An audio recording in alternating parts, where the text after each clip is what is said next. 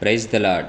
ప్రభు అయిన యేసుక్రీస్తు వారి నామంలో మీ అందరికీ నా శుభాలు తెలియచేస్తూ ఉన్నాను. ఇది నా వాక్య ధ్యానాంశముగా యెషయా గ్రంథము నుంచి 1వ అధ్యాయము 18వ వచనము చూసుకుందాం. యెహోవా ఈ మాట సెలవిచ్చుచున్నాడు, రండి, మన వివాదము తీర్చుకొందము. మీ పాపములు రక్తము వలె ఎర్రనివైనను అవి హిమము వలె తెల్లబడును. కెంపు వలె ఎర్రనివైనను అవి గొర్రెబొచ్చు వలె తెల్లనివగును. ప్రియమైన దేవుని బిడ్డలారా, మనము అనేక విషయాల్లో తప్పిపోయి అనేక అంశాలలో దేవునికి వ్యతిరేకంగా ప్రవర్తించి ఆయన ఆజ్ఞలను మరిచిపోయి ఆయన కట్టడలకు వ్యతిరేకముగా మన ప్రవర్తన చేసి మరి ఆయనకి మనకు వివాదము కలిగించుకున్నాం. ఎందుకంటే ప్రభువుకు వ్యతిరేకంగా చేసిన ప్రతి పని మరి దేవునికి మనకి మధ్య వివాదాన్ని కలిగిస్తుంది. ఆ విషయము మరి ప్రతి ఒక్కరికి తెలిసిన విషయమే. అయితే ఎప్పుడైనా మనకి వివాదము కలిగినప్పుడు ప్రత్యర్థితో మనము సమాధాన పడటానికి ఎంతో ప్రయత్నం చేస్తూ ఉంటాం. ఎన్నో విషయాలలో మరి వారితో సమాధానం కుదుర్చుకోవడానికి రాయబారాలు నడపడానికి ప్రయత్నం చేస్తాం. కానీ అవేవి ఫలించవు.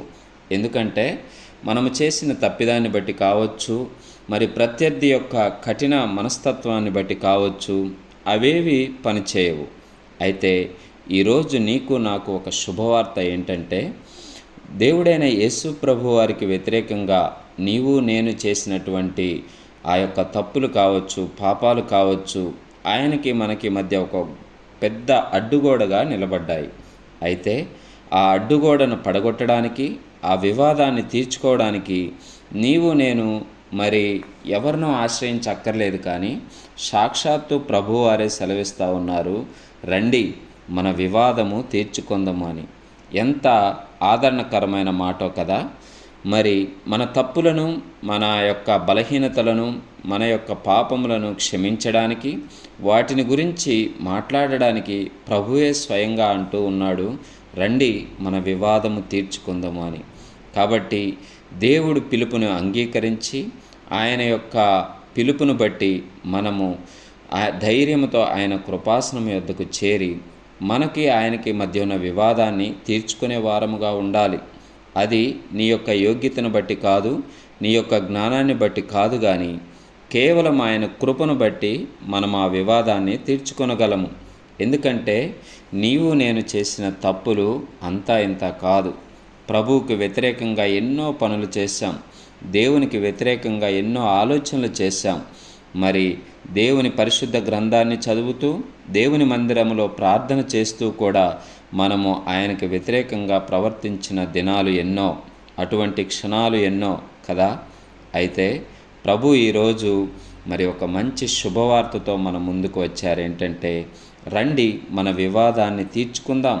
ఇక నీకు నాకు వివాదం వద్దు, మనము సమాధాన పడాలి అని చెప్పేసి ప్రభు పిలుస్తూ ఉన్నాడు. ప్రియమైన స్నేహితులారా, ఈరోజు నీవు చేసిన తప్పును బట్టి, నీవు చేసిన పాపాన్ని బట్టి దేవుని దగ్గరికి రావడానికి భయపడుతూ ఉన్నావేమో. ప్రభువు స్వయంగా పిలుస్తూ ఉన్నాడు, రండి, మన వివాదాన్ని తీర్చుకుందామని. అవి ఎంత ఘోరమైనవైనా, మీ పాపములు రక్తముల వలె ఎర్రనివైనా కానీ వాటిని తెల్లగా చేస్తానని ప్రభువు పిలుస్తూ ఉన్నారు. ఆయన పిలుపుకు లోబడి ఇప్పుడైనా కానీ ప్రభు తట్టు తిరగగలిగితే ఆయన మనకి మేలు చేసేవాడుగా ఉన్నాడు. నీ పాపాన్ని, నా పాపాన్ని క్షమించి నిన్ను నన్ను పవిత్రులుగా తీర్చి తెల్లగా చేస్తానని ప్రభు చెప్తా ఉన్నాడు. మన మధ్య వివాదం వద్దు, సమాధానంతో ముందుకు సాగిపోదామంటా ఉన్నాడు.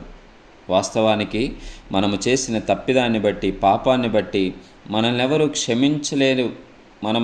మనము క్షమాపణలకు యోగ్యులము కాము. కానీ ప్రభు స్వయంగా పిలుస్తూ ఉన్నాడు, మన వివాదము తీర్చుకొని మీకున్న పాపాలన్నింటినీ, అవి ఎంత ఎర్రనివైనా కానీ వాటిని తెల్లగా చేసి నిన్ను నన్ను పరిశుద్ధులుగా చేస్తానంటున్నాడు.